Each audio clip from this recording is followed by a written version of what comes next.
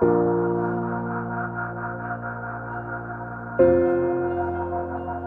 प्रेम स्वीकार करें। आचार्य पदारोहण दिवस की पूर्व संध्या जीवन में इस संकेत को लेके आई है कि मानव जीवन का वर्तमान का सर्वोच्च पद अगर कोई है तो वो आचार्य पद है। और आचार्य पद उस आचरण की बात को, उस आचरण के पाठ को सिखला रहा है। रामचंद्र जी ने अपने जीवन में कोई उपदेश नहीं दिया, बल्कि आचरण करके बता दिया। और नारायण श्री कृष्ण का गीता का उपदेश आज भी अनुकरणीय है। तो वर्तमान में नारायण श्री कृष्ण तो उपलब्ध नहीं हैं, न रामचंद्र जी उपलब्ध हैं, लेकिन क्रांतिकारी संत तरुण सागर जी महाराज के कड़वे प्रवचन वर्तमान में अनुकरणीय हैं। वो आज भी लोगों को प्रेरणा देते हैं। और वहीं अंतर्मना आचार्य श्री प्रसन्न सागर जी महाराज की साधना आराधना, उनका आचरण अनुकरणीय है। यह आपके अपने ऊपर निर्भर करता है। जैन जगत के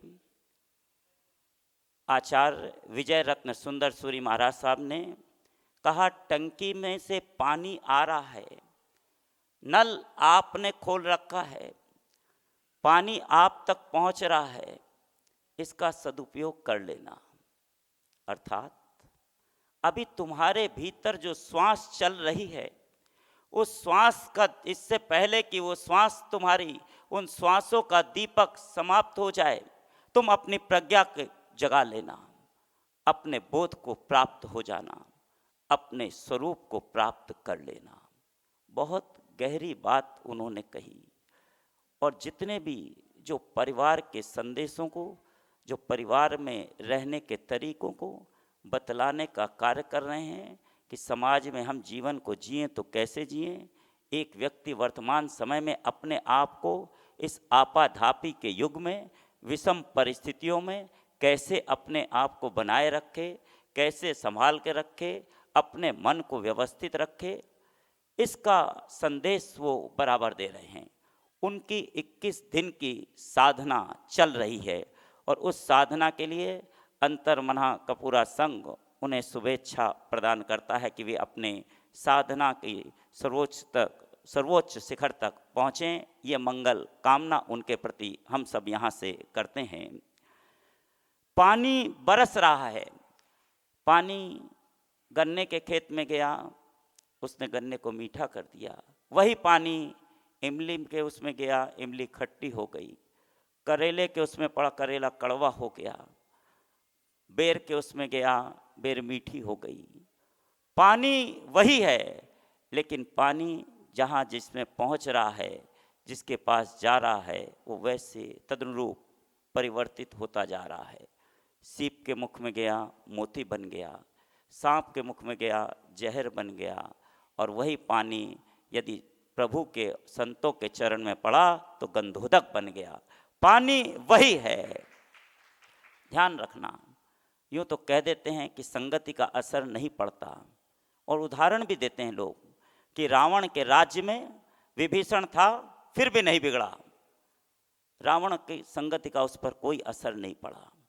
विभीषण अपने में मजबूत था और व्यवस्थित रहा।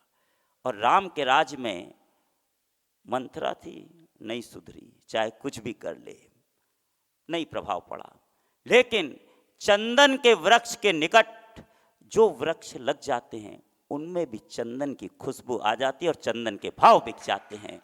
इसी प्रकार तपाचार अंतर्मना के निकट जो भी पहुंच जाते हैं, उनके भीतर भी तप और आचरण की खुशबू आ जाती है। आपके भीतर पात्रता पैदा हो सकती है, बशर्ते कि आप उनके निकट पहुँचें। आपका समर्पण, आपकी सच्ची श्रद्धा है तो आपका कार्य निश्चित रूप से होगा। आज का जन मंगल महोत्सव इस संदेश को लेकर के आया। Damage control. डैमेज तो हो रहा है, हर तरफ हो रहा है, हर क्षण हो रहा है। लेकिन उसको कंट्रोल किया जा सकता है। कैसे? एक व्यक्ति मंदिर की सीढ़ियाँ चढ़ रहा था, चढ़ते चढ़ते पैर स्लिप हो गया, गिर गया, उसको फ्रैक्चर हो गया, हड्डियाँ टूट गई। लोगों ने कहा, लो तुम प्रभु के दरबार में गए थे, हो गया ये? उस व्यक्ति ने क्या उत्तर दिया? उसने कहा, नहीं, प्रभु के दरबार में गया था तो मैं बच गया, उस सीढ़ी से पहली सीढ़ी पर वहीं गिरा, नहीं तो मैं लुढ़क करके पता नहीं कहाँ गिरता और क्या होता मेरा, इसलिए मेरा डैमेज कंट्रोल हो गया। याद रखना, जीवन में घटना घटेगी लेकिन दुर्घटना नहीं घटेगी। अंतर्मना का स्पष्ट रूप से कहना है, यदि तुम सच्ची श्रद्धा और आस्था रखते हो, महाभारत का युद्ध नहीं रुका तो हम किसको रोक सकते हैं? कुछ भी नहीं, लेकिन हम डैमेज कंट्रोल कर सकते हैं। तो डैमेज कंट्रोल करने के लिए आओ करें गुणों का गान, उनका नमन, उनका वंदन, उनकी अनुमोदना, जिन्होंने हर समय हमें सहारा दिया, संबल दिया, अपनी साधना आराधना के माध्यम से, अपने सूत्रों के माध्यम से जन जन की चेतना को जागृत करने का कार्य किया। यदि वो अनुष्ठान नहीं कराते तो क्या उनका कल्याण नहीं होता? उनका कल्याण निश्चित है, लेकिन उन्होंने करुणा भाव से कि जन जन का कल्याण हो सके, हमारे माध्यम से यदि किसी का कल्याण होता है तो उसमें कोई बुराई नहीं। वृक्ष के निकट पहुँचते हैं तो लोग छाया को स्वयं प्राप्त कर लेते हैं, उसके फलों को पा जाते हैं। अग्नि के निकट पहुँचते हैं तो उष्णता का अनुभव स्वयं कर लेते हैं। उसी प्रकार तपाचार अंतर्मना के निकट जो पहुँचे तो उसके जीवन में सुख शांति समृद्धि आ जाएगी, इसमें कोई संदेह नहीं है। लेकिन पहुँचना तो आपको पड़ेगा ही, माध्यम कोई भी हो सकता है।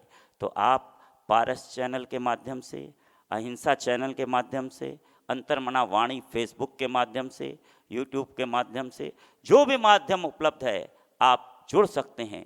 शासकीय प्रशासकीय नियमों को ध्यान में रखते हुए जो यहाँ पर पहुँचें वो उसका विशेष रूप से ध्यान रखें।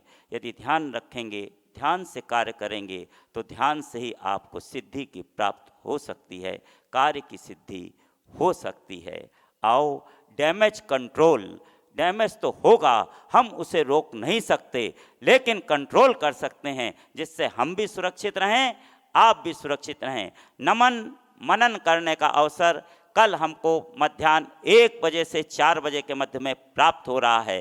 अंतर्मन के गुणों का अंतर्मन से गान करें और अपने जीवन को सार्थक करें। अभी इतना ही। आपने सुना, अनुग्रहित हूँ। आपके भीतर बैठे परमात्मा को नमन करता हूँ। जय वीर, जय गुरुदेव।